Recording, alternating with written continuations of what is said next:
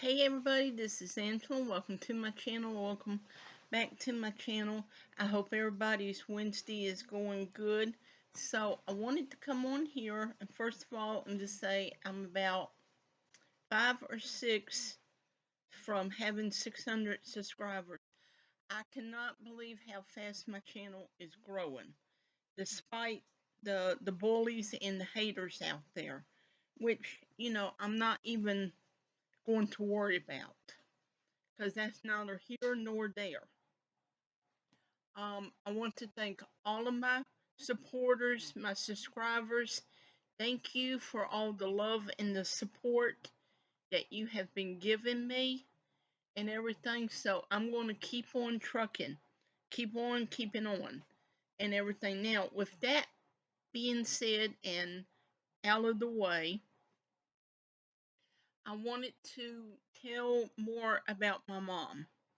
So, my mom when my mom started getting sick and everything, I really didn't notice, you know, a lot.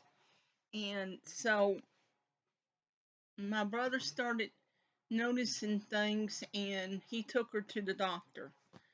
And she was diagnosed with dementia. Now, whoever thought that, I mean, you be facing someone in your family with dementia. Now, for me, it was two people, and my dad's sister um, had it, but I don't know how long she had been diagnosed with it, and of course, my mom. And so, my mom wasn't so bad where she would, you know, walk out of the house and disappear or stuff like that because she was too nervous and scared to leave our house. And so there was little things that she did that, didn't really make sense and everything. But, it was a long 7 years that she had it. And, sorry it's so dark in here. But I mean, it was difficult. It was scary and it was difficult. There were nights that I didn't get any sleep. We had stairs and I was so afraid she was going to fall down them stairs and hurt herself. And so, I mean, I was a nervous wreck towards the end of her life. And she was in the hospital and she came home a couple of days before Christmas. This was in 2012, and we had a good Christmas. And then the next couple of months were touch and go. And her her sister, she had a bunch of brothers and sisters, but um two of her brothers and one of her sisters called, and my cousin called, and she was able to, she knew who they were, and which is what I call a good day. And so on the weekend of Easter, Good Friday, it was a good day, and she ate pretty good. She wanted that earlier in that week she wanted some Velveeta shells and cheese dinner, and we didn't have any, so I called my brother and I said, Mom is hungry and she wants some Velveeta cheese and shells and cheese dinners. And he said, all right. He said, I'll go and get it. And he came with a big box. And I fixed that. And she ate almost all of it. And I was so afraid she's going to get sick. But she did real good. and she was laughing, and she said, "I've never pigged out on shells and cheese, but it is so good."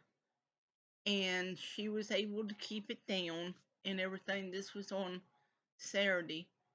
Well, Sunday, my brother came over and to see her, and he was going to take some clothes and wash clothes. His wife was going to wash some clothes for me, and she said, "Why ain't you in church?" And he said, "Well, Mom, I can go this afternoon." She said, "Well, this is Easter. You ought to be in church." So I knew I knew her mind was sharp because she knew it was Easter Sunday. And so when my brother left, we walked around, and she looked up the stairs and she said, "I can't get up there, can I?" I said, "No." I said, "Mom, if you was to get up there, I would never be able to get you back down." And she said, "No." She said, I don't want to fall down them steps." And we talked a little bit, and I lay down on the couch, and I don't know how long I fell asleep, and she slept a little bit. And later that afternoon, my dad was fixing her pillows, and she told my dad, she said, "I love you." She said, "It's been a good 57 years." She said, "You know, we've had our good times, our bad times, our ups and downs, our arguments." She said, "But, you know, we got through it all, didn't we?" He said, "Yeah, we did." She said, "Take care of our daughter and take care of our son." And my brother was on his way over, and I went to unlock the door so he can come in. I said, "I'm going to unlock the door."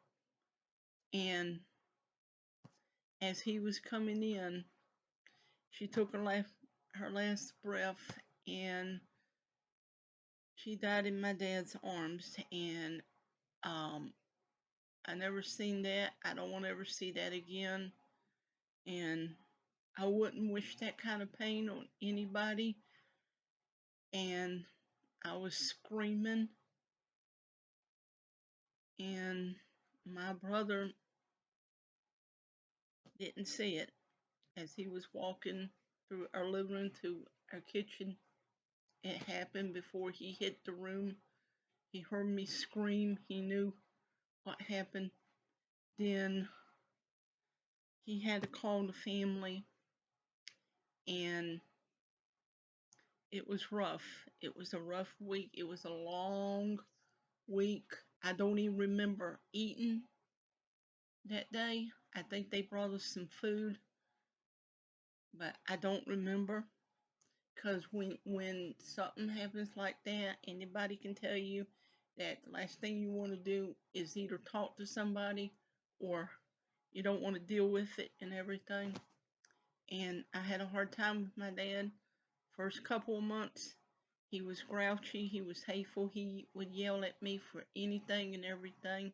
He bite my head off, and I had to tell him, I said, "You know, I loved her too."